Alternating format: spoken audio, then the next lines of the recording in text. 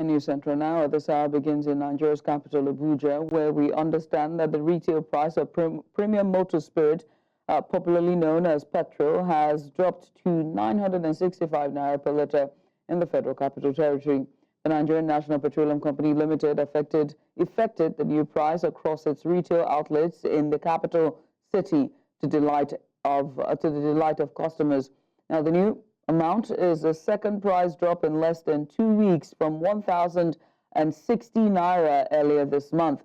At its mega station located along Wose Zone 4 and Olusegun Obasanjo Way Central area, the price of the commodity was sold at 965 naira per litre, with commuters scrambling to join the long queue. But independent and major marketers sold their products between 1,030 naira and 1,070 naira across various locations visited by our correspondent. We're still on petrol rate reduction. The Independent Petroleum Marketers Association of Nigeria says that petrol prices will drop to 935 naira per litre starting today, following new measures by Dangote Refinery. The reduction comes after Dangote slashed its ex-depot price by 7.27%, lowering the cost from 970 naira to 899 naira 50 kobo per litre.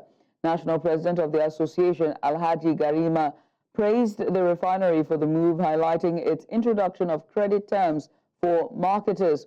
The price cut aims to stabilize fuel costs and ensure uniform pricing nationwide. This development is expected to bring relief to consumers as the new pricing structure takes effect.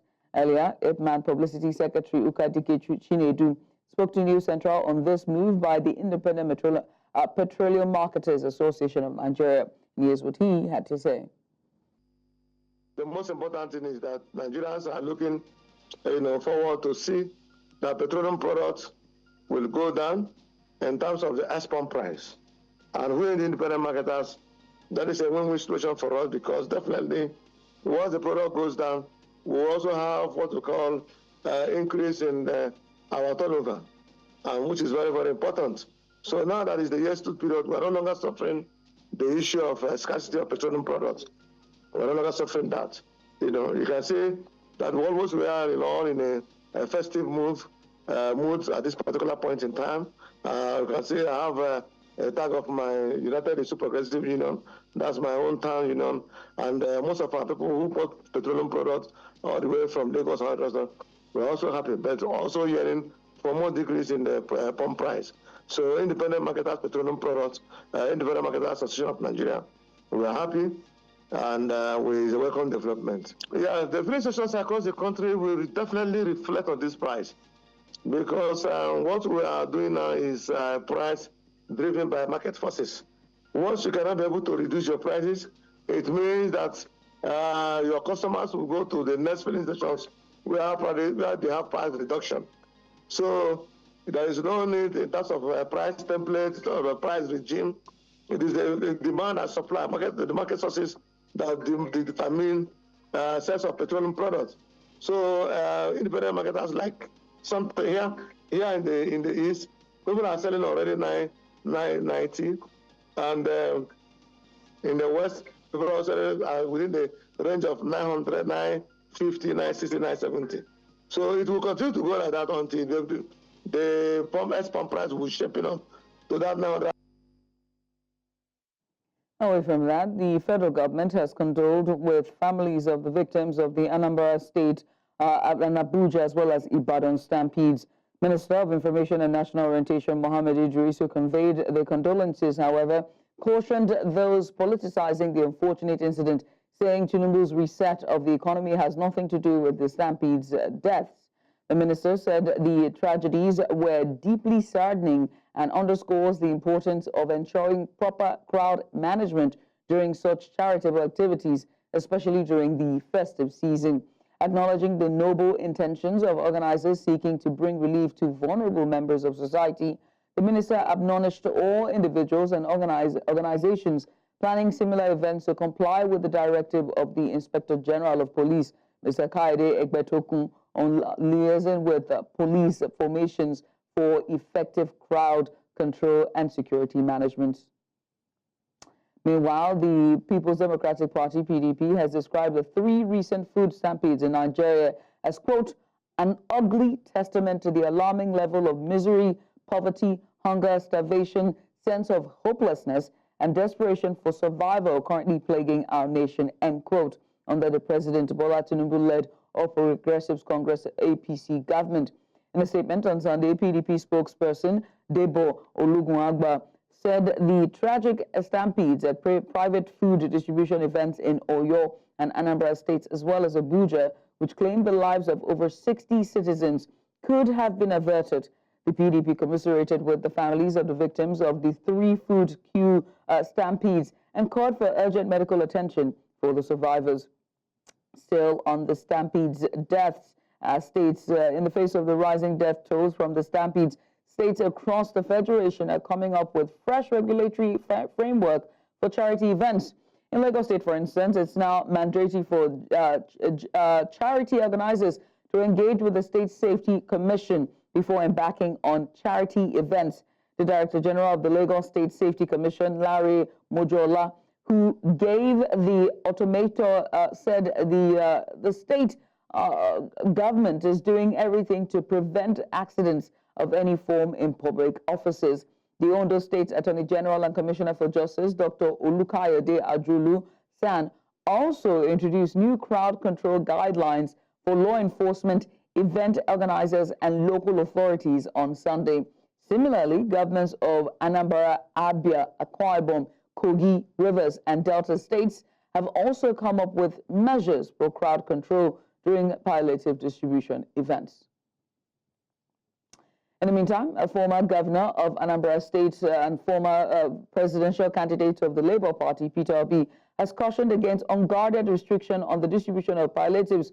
Obi, who wrote in a post on his X handle on Monday morning, believes the IGP's directive will discourage Nigerians and organizations from carrying out their charity work.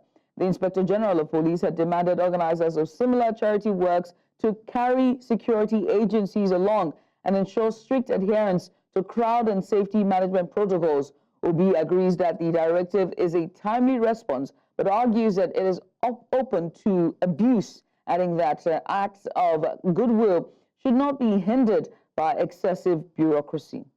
And now to join us to discuss this, we're joined by a public affairs analyst, Theophilus Akatuba.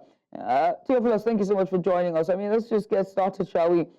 How effective is the government addressing the underlying causes of widespread hunger and poverty that are driving people to desperate measures? And we're seeing charity and palliative drives so far, such as participating in potentially dangerous food distribution events and exercise. Well, you can see that most of the activities this year are by private individuals, and government in its own don't seem to have anything in terms of palliative or sharing of anything this year. I think the government seems satisfied that the measures they are taking to improve the economic situation is enough to alleviate poverty, to improve the situation in the country. For me, as we all know, that sharing of food and giving out of money has never really alleviated poverty. However, it is just for temporal benefit, and that has not reduced the poverty levels in our country. So what do I have to say? I can't see much being done. What I can only tell you, that poverty can be reduced if the quality of life is improved. If you have electricity, if you have water, if you have good roads, if you have good education. And so I hope what the government is doing is sufficient to improve these conditions. It's very interesting that this has happened in 3 states, in the south, southwest, I beg your pardon, southeast, and also the capital as well. And there's been no, condolence visit. There's been no speech by the presidency. There's been nothing, really. But away from the government, let's talk about the civil society organizations and what role they can play, and then the private sector can also play in providing humanitarian assistance. Because whether we like it or not, people are hungry, and the stats and the inflation numbers show that, and the behavioral patterns of the people show that. how best can they address the needs of vulnerable population in a very safe and responsible manner? Well, people are hungry indeed, and where there's hunger and poverty, sharing of free food and free materials can always cause a rush. It can lead to chaos if it is not properly managed, like we have witnessed in Ibadan, Anambra, and Abuja, as a result of poor crowd management, as a result of poor crowd control, have led to this unfortunate development. You know, when you gather people in a very small area, there are no proper access and exit points, no proper coordination, can lead to a lot of panic, chaos and panic, which we have seen. For me, there's a lot of politics that's coming into it. If we allow that to continue, we might not be able to find proper measures to prevent this in the future. There's no way a time will come that there will be no single poor person in our society. Even in the advanced society, people live outside, people are homeless, people have no food to eat as well. That if you throw food that is free, you'll find out that people will also rush at it.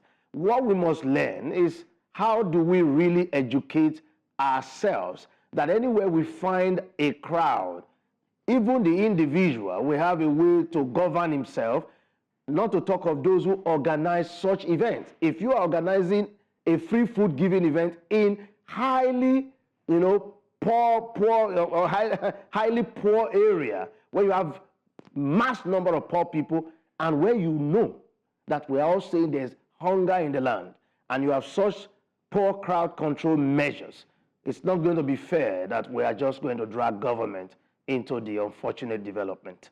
So I think that we should focus on how other organizers of such events can do better, can improve the crowd control measure, they can improve crowd management measures, they can improve how to properly organize the people that they will not experience such an ugly situation of a stampede. I think that to point fingers at the private sectors and those who are organizing, just trying to be helpful as best as they can, and then try to remove the government from this it's two-faced, don't you think so? Because the NIN comes to mind very quickly, and how it's been organized so far and how people have been able to register comes to mind.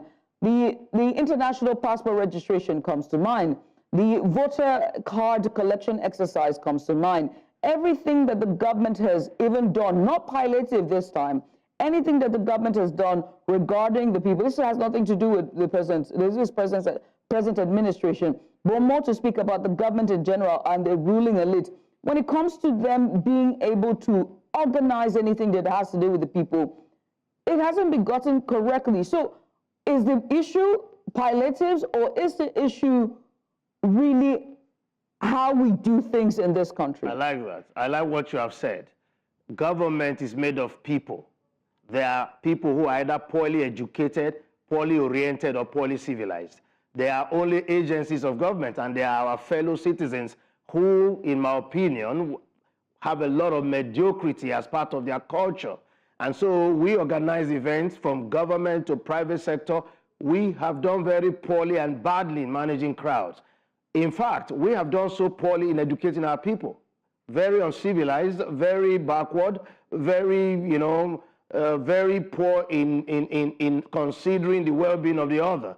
Selfishness in the order of the day. Look at the way we drive on our roads. We do not care about one another. And so it's a huge problem that I said, let us not politicize it. Let's look at how Nigerians generally take advantage of situations to the detriment of the neighbor. I mean, you talked about education and how, our people have exceedingly over the years continually, the education gap continues to, expand. And if we're going to have that conversation, there's no how the government is, and this is not going to be politicized. It's like, how do you then not politicize this? I think that's the most critical question here. How do you not politicize this? Because this has to do with education, this has to do with social conditioning, this has to do with the mindset of our people, which is instructed by the ruling elite. everything still boils down back to the ruling elite. So how then can we talk about this without politicizing this? Thank you very much. If you have a citizenry that is of poor quality, they will produce the government. The government comes from the people. So you can't be talking of a ruling class without talking about the quality of citizens. What is the quality of the Nigerian citizens? Have we invested in them over the last 50 years? What are we harvesting? We're harvesting a society where people are very lawless, very disobedient to simple regulation. Even to obey driving rules, they do not. They struggle to do so, except there is harsh law enforcement. So we need to do a lot. You can't get saints from demons. Nigerians have work to do on themselves, by themselves, from the home front, from the schools. We need to do the education of the heart instead of the education of the head. Well, if there's one thing for certain, when we think about this, when it comes to education of the mind, the conditioning, I feel like most of the badly behaved Nigerians are just people who have given up on the system and revolting. And how do they do that? Badly behaved. It reminds me of toddlers. When you don't give them what they want, they have to react anyway. They can't possibly. If you give up on yourself and your country, then what life do you have? Well, look at the numbers. Teophilus, look at the numbers of people that have jackpot out of the country. No, That's your answer right there. This is not a laughing matter. We got to be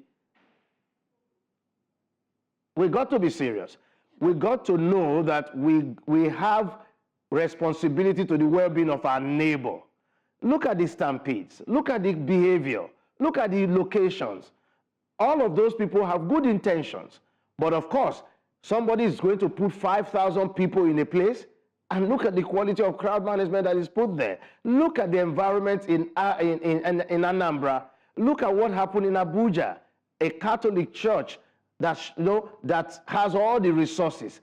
So there is high desperation. That tells you need to prepare twice or thrice as much as you would have prepared if the poverty levels were. Mr. Akatuba, I wish we could continue this conversation, but we're pretty much out of time. I want to say thank you so much for taking out the time to join us this evening. Public affairs analyst Theophilus Akatuba just talking to us about the recent unjust prevention of the stampedes that we've seen in the recent weeks. It's a pleasure to be here. Thank you. We're going to a short break. When we come back on the other side, road accident in Abia State leaves 8 dead with 3 injured. We have the details after the break. Join us again. And thanks for joining us. The Abia Sector Command of the Federal Road Safety Corps, FRSC, has confirmed the death of 8 people with 3 others injured in a road traffic crash that occurred along the Bende Ohafia Road. A statement by the sector commander, Ngozi Ezioma, on Monday in Umuahia said that the crash occurred along the Umuri River axis of the road in the Ohafia local government area of the state. Now, she said the crash involved a trailer carrying chippings, which hit and fell on a Sharon Volkswagen vehicle with 10 people on board. Ezioma noted that preliminary investigation revealed that the crash was caused by dangerous driving and speeding.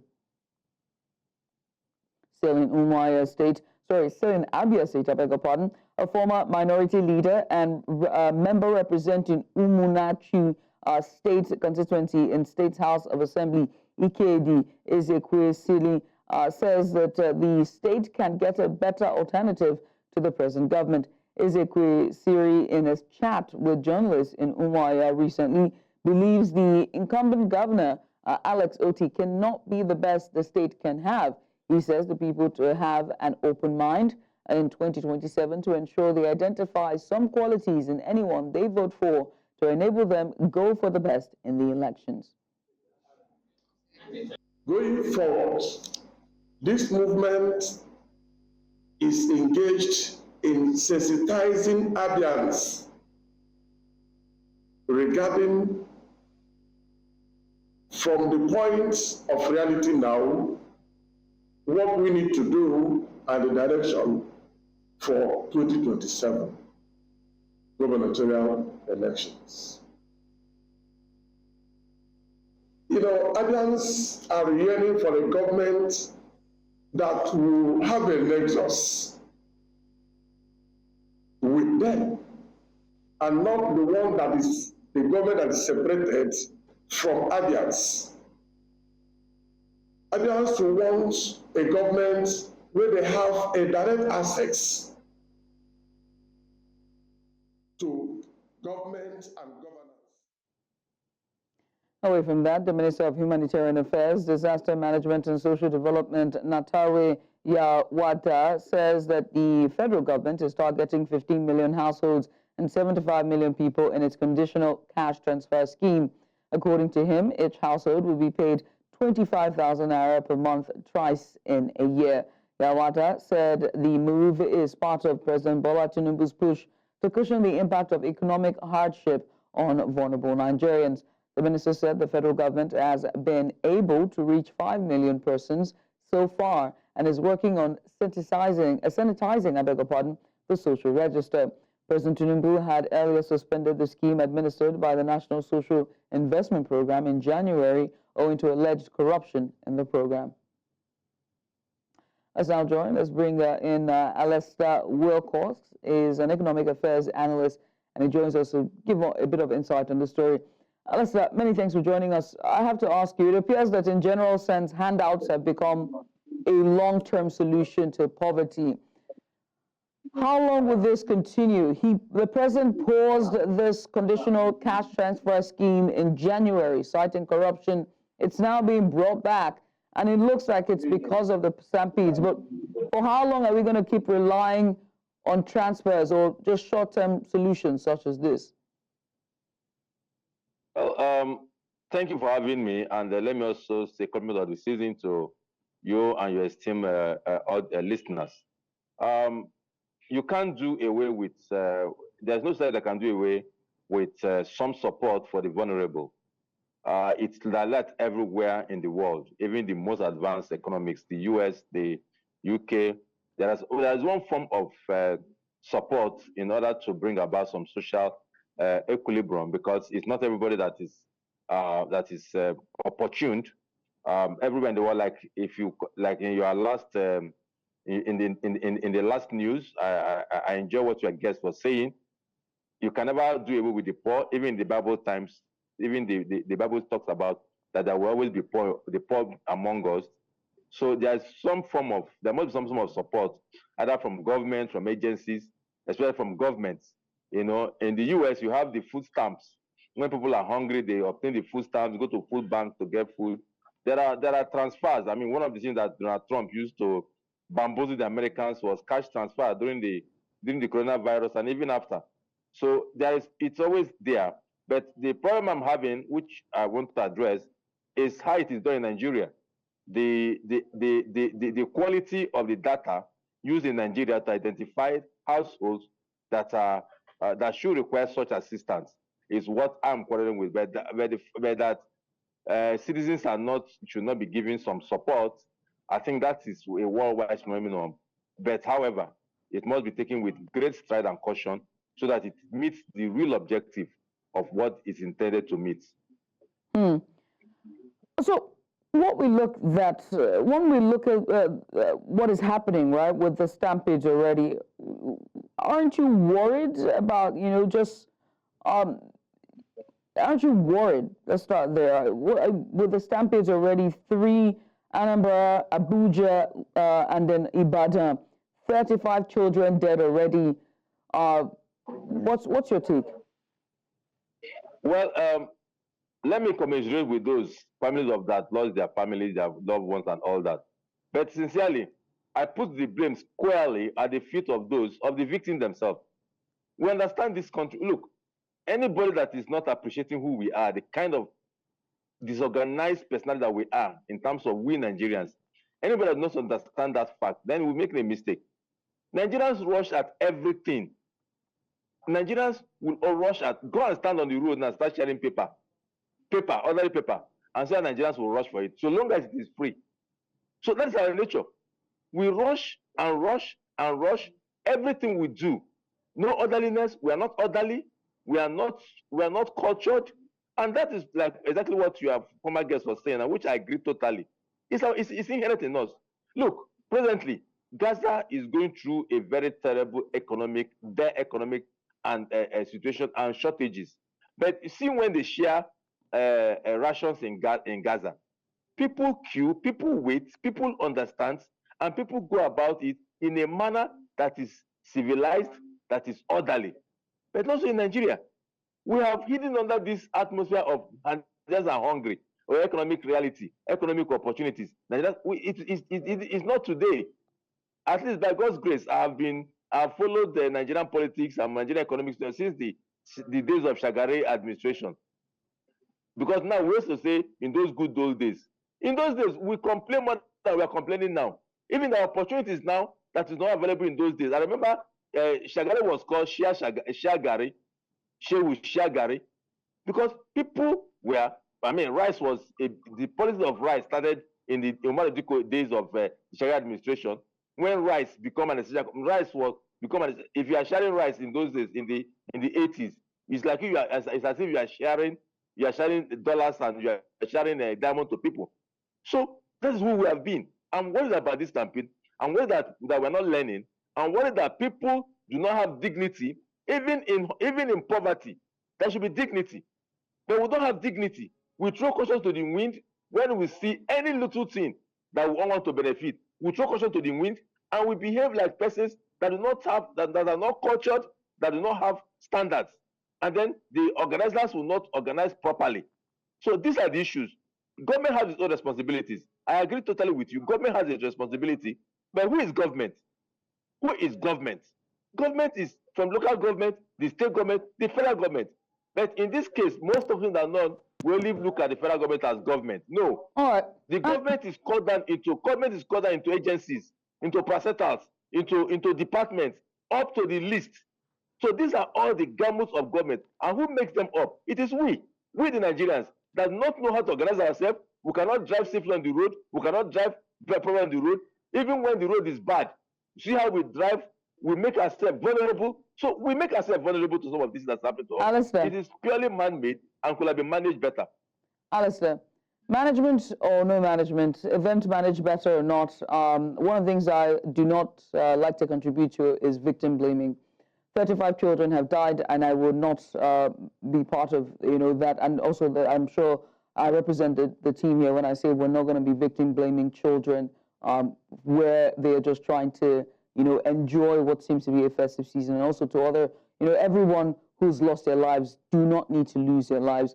But you reeled out our history. You went ahead to reel out our history. You went as far back as Shagari, and it was nicknamed Shagari. And it's very interesting that you would say Shagari, because it takes me to my final question for you about our timeline when it comes to human capital, human development, and the purchasing power, the very bare minimum of economic advancement and growth and freedom for the family unit. In 2022, correct me if I'm wrong, it was 2022, that the MBS put out the report of about 135 million Nigerians out of our 200 plus million Nigerians are in multi-dimensional poverty. That was the first time I've heard that term, multi-dimensional poverty. That was 2 years ago. Since that time, the price of fuel have changed. The price of a pint of Gary has changed. The price of biscuits have changed in the last 2 years. So I can only imagine what the stats will be like now going into 2025 with all of the variables that have changed. I haven't even put a dollar to naira. And so I have to ask you, with all of the changes that we've seen from one administration, whether it's democratic or military, what really will be the outcome of a society? Are we going to be victim blaming? Are people going to rely on philanthropy and philanthropists? Are we going to be relying on goodwill of do-gooders? Are we going to be relying on conditional cash transfers of, how much is it now? Just to be clear, 25,000 naira per month, 3 times in a year. 25,000 naira cannot buy a bag of rice. Your take? I am not doing victim blaming. Sorry for my use of words, but I'm talking about Nigerians as a whole, because when somebody lost his life, when children are gathered, when you gather children to feed them and you didn't organize them properly, then you take responsibility. If this has happened in the UK or anywhere, those organizers will be cooling off themselves with police investigation and all what. So I'm not doing victim blaming. I'm only telling you a clear understanding of our culture, of who we are. And until we work that in our lives, you see, discipline starts from you. When the Buhari administration came in 1984 and brought war against discipline, it was the minute that government left, Nigerians obey. When that government left, what happened? People went back to their old ways. So it is we, our indiscipline, that is the problem. I'm not blaming any victim or anybody who has suffered any loss. Now, coming to your statistics, my dear, you read out the things that went up. You didn't say labor went up. You didn't say income also went up. You only read out the ones that went up. You didn't say income went up. You didn't say opportunities expanded. You didn't say that the MPR has made a lot of people to be richer by buying treasury bills, if you know what to do. You didn't say that the stock market grew astronomically, that has made a lot of people to make money. But you're only looking at the negative one. Right, number one, let me also say this with all sense of modesty. I don't believe the NBS. The NBS is one of the weakest data gathering analysis organization in this country. I don't believe their data. I don't know how they arrive at them. I have been able to try to figure my head around it. I can't find some nexus between their data. Yes, I do agree with you. There is serious poverty. What are the drivers of poverty? Unbridled population growth. Unbridled population growth is part of the problem that enhances poverty. You know yourself, you cannot fend for more than 2 children. You are having 4, you are having 5. You are in one room. Who should do that for you? The government should come and control you. Can't common sense control you? Assuming, but not conceding, that we have, let's say, 1/3 lower than the population we have today in the last 25 years or 30 years. Do you think the poverty will have expanded more than, the Kenya will have been better more than what it is now? Our land is thinning out. Agricultural land is thinning out. People are in urban cities, creating, doing other businesses other than agriculture. Now you will say, you blame it on the insecurity. Yes, I agree with you. But we are still producing food. Then when it goes, like today, there's no onions now, is in short supply. And today we are blaming the government. So how? So until we begin to work on ourselves, yes, the government cannot feed everybody. I just told you, in the US, in the UK, and in other developing European countries, people are poor and government give them support. I talk about food banks and the food stamps that is very, very popular in the US. I talk about a soup kitchen, popular in the UK and other places. So there are poor people everywhere, but there is dignity in poverty. People who are poor also have an element of dignity. So if you throw dignity away in the name that you are poor, and you must eat, and you must, it will those things. How long will those even serve you? All right. The next day you are carrying the baby on your back, or pregnant for another baby, and you are talking about your poor. All right. And you're talking about government should help you. Help yourself. All right. Blaming anybody. I'm not doing victim blaming. All right. Well, I mean, Alistair, where I want it to be. Alistair, what I'm taking away from this is that we should get used to seeing poor people scramble for food, because at the end of the day, you know, poverty. No, don't get me wrong. Alistair, if you want to, I agree with you. I'm not saying I have poor people around me, and I don't encourage anybody to go and start looking for food. Look, what does it take? Look, does going to look for food, does it solve your problem?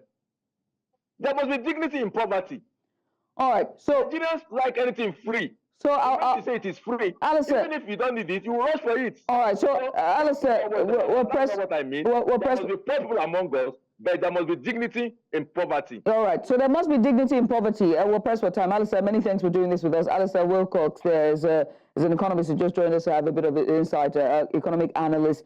We switch gears now to talk about Lagos, as it's now a top travel destination. It's 30 December with its unique blend of cultural and economic attractions. Lagos is a top travel destination during the holiday season. And might I just add that it's now a party city for December. So as the Yuletide season is here, our news central's Igbalani assesses the security and safety of Lagos residents and visitors alike. Take a look. According to statistics, over 2 million people are expected to travel to Lagos during the Yuletide season, with many more traveling out of the state to other parts of the country. The busiest areas are expected to be the Lagos-Ibadan Expressway, the Lagos-Abeokuta Expressway, and the Third Mainland Bridge. However, with the increased movement of people and vehicles comes the risk of security breaches and road accidents. The Lagos State government, in collaboration with security agents, has identified flashpoints across the state. To mitigate these risks, the Lagos State Traffic Management Authority and the Federal Road Safety Corps have embarked on sensitization campaign to educate motorists on road safety tips. What is expected that we still need to do is it concerns, the motoring public, the drivers.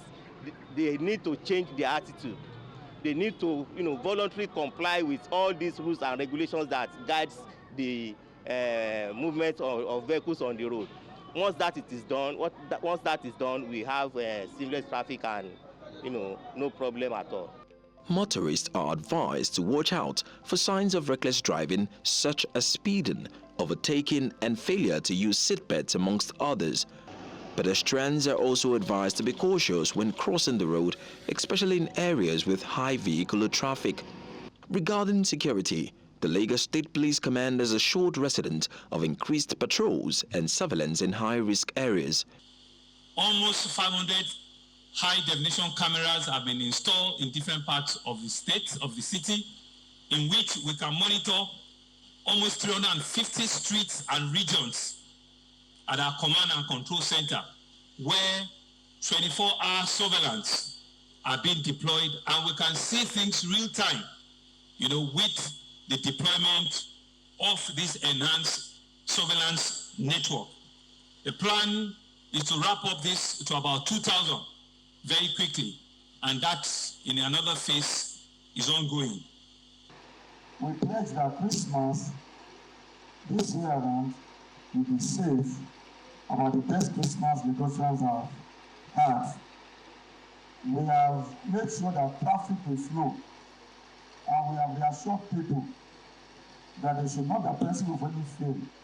No fear in our town. Traffic will flow. They should go about their lawful duties.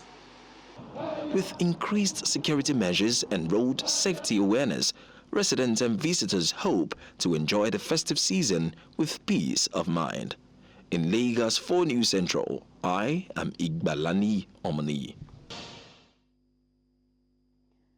And the news continues in West Africa, where the military regimes of Mali, Niger, and Burkina Faso have rejected the 6-month withdrawal period granted by the Economic Community of West African States, ECOWAS, for their definitive withdrawal.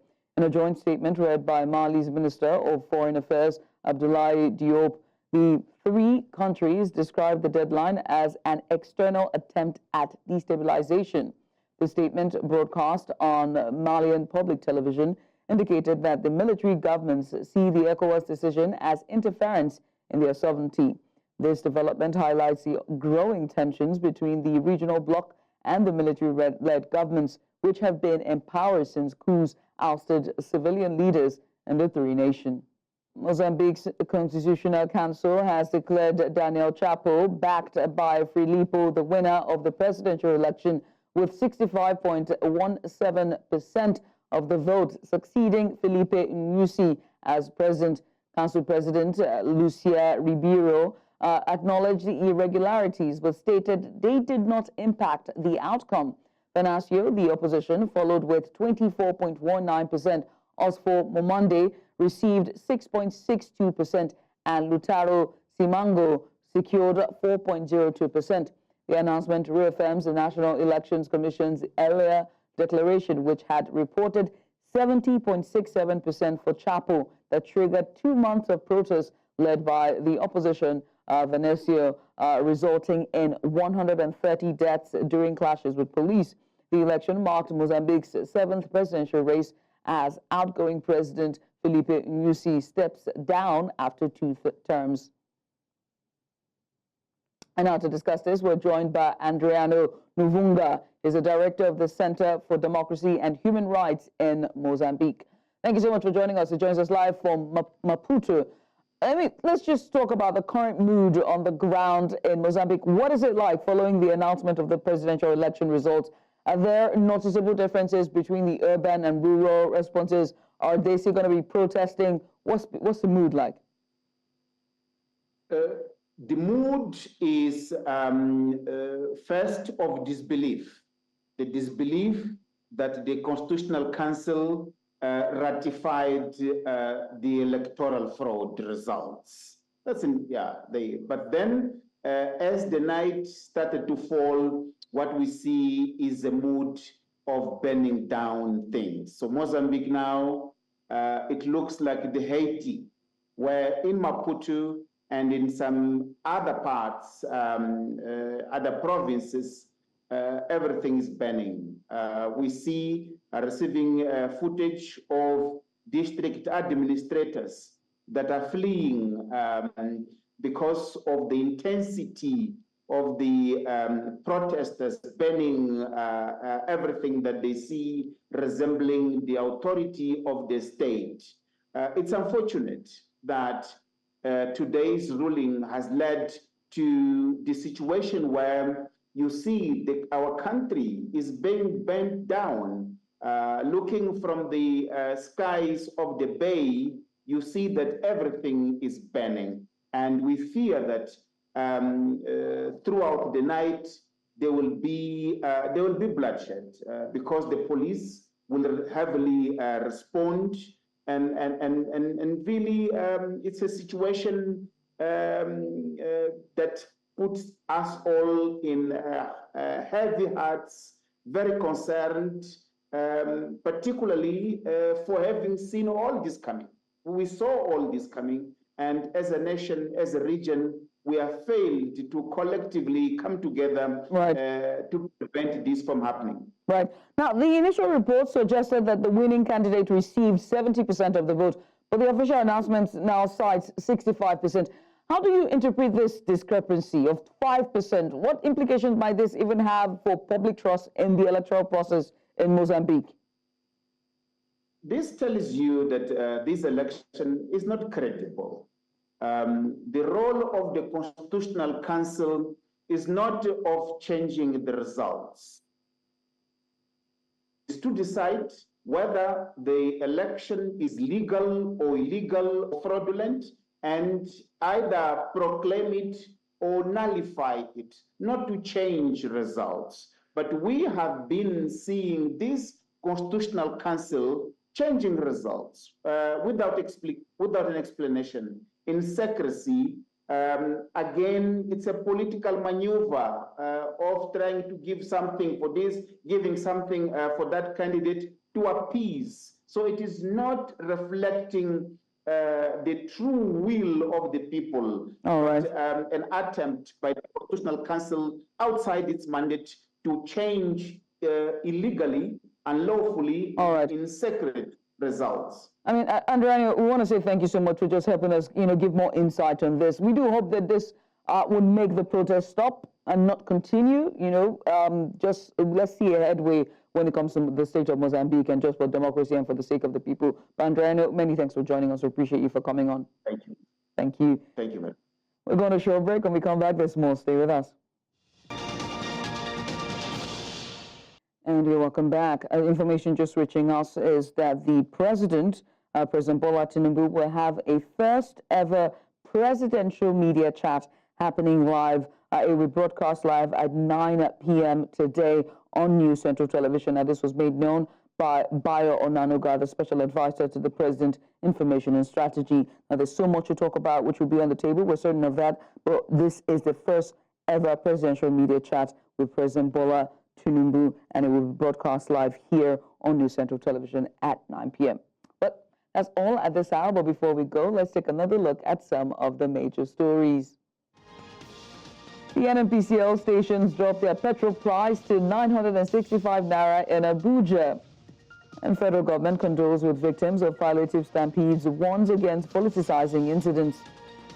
And Mali, Niger, and Burkina Faso rejects ECOWAS withdrawal timeline. Remember that you can watch News Central live on DSTV channel 422. We're on Star Times channel 274.